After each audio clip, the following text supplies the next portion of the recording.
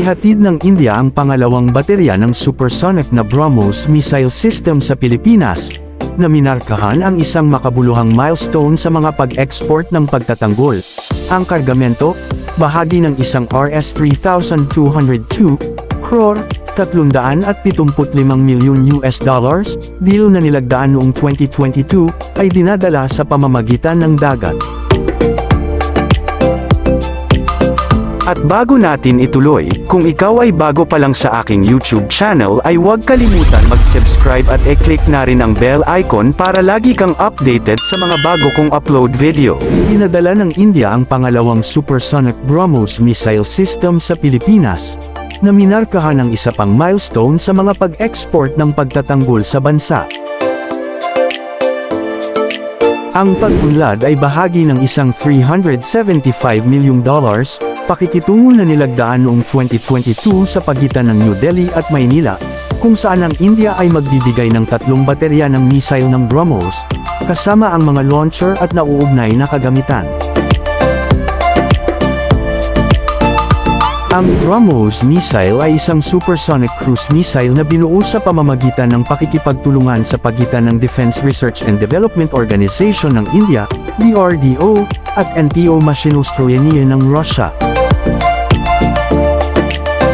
Ang missile, na may kakayahang lumipad ng halos 3 beses ang bilis ng tunog, Mach 2.8, ay maaaring ilunsad mula sa lupa, dagat, at hangin.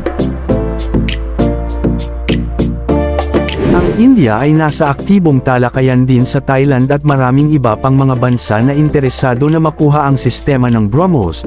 Ang missile ay kasalukuyang sumasailalim sa isang pangunahing pagtulak ng indigenization, na may 83% ng mga sangkap nito ngayon na sourced domestically. Ang Pilipinas ay ang unang bansa na nag-sign ng isang kasunduan sa India na mag-import ng BrahMos. Gayunpaman, ang ibang mga bansa, kabilang ang Indonesia, Vietnam, Malaysia, UAE, Chile, at South Africa, ay nagpakita rin ng interes sa pagkuha ng missile. Habang ang Pilipinas ay ang unang bansa na nag-sign ng isang kasunduan sa India na mag-import ng BrahMos, maraming iba pang mga bansa na kabilang sa Association of Sinabi ng Tagapangulo ng DRDO na si Semir V. Kamatsani, interesado ang Indonesia. May iba pang mga bansa na nagpakita ng interes sa BrahMos, ilang mga bansa sa gitnang silangan at ilang iba pang mga bansa sa Timog Silangang Asya. Ang pag-unlad na ito ay nagpapahiwatig ng isang madiskarteng paglipat sa diplomasya ng pagtatanggol, lalo na sa mga rehiyon kung saan nangingibabaw ang China. Ang lumalagong interes mula sa ibang mga bansa ay nagtatampok ng potensyal para sa India na maglaro ng isang mas malaking papel sa mga pandaigdigang pag-export ng armas. Ang Pilipinas ay kasalukuyang nakikibahagi sa mga advanced na negosasyon sa India upang makakuha ng 9 na karagdagang BrahMos na anti-ship missile na baterya, isang hakbang na naglalayong palakasin ang mga kakayahan nito sa pagtatanggol sa gitna ng tumataas na tensyon sa China sa South China Sea. Ang inisyatibo na ito ay bahagi ng Integrated Shore-Based Anti-Ship Missile System, ISDASMS, Acquisition Project, na sumasaklaw sa parehong Philippine Army at Marine Corps. Ang binagong proyekto ay naglalayong makakuha ng 9 na baterya ng missile, na lumalawak sa naunang Land-Based Anti-Ship Missile System, LBASMS, Acquisition Project, na sa una ay nagmungkahi ng 2 baterya. Noong 2022, nilagdaan ng Pilipinas ang isang makabuluhang kasunduan sa India na nagkakahalaga ng $375 milyon para sa 3 baterya ng BrahMos missile system, na minarkahan ng unang pangunahing pag-export ng India ng advanced na armas na ito. Ang unang paghahatid ay natapos noong April 2024, na may pagsasanay na ibinigay sa mga tauhan ng Pilipinas sa pagpapatakbo at pagpapanatili ng mga sistemang ito. Ang BrahMos missile, na binuo sa pamamagitan ng pakikipagtulungan sa pagitan ng Defense Research and Development Organization, DRDO, ng India at NTO Mashinostroyeniye ng Russia, ay kilala sa supersonic na bilis nito, hanggang sa Mach 2.8, at isang saklaw na nag-iiba sa pagitan ng 270 hanggang 900 kilometro depende sa variant.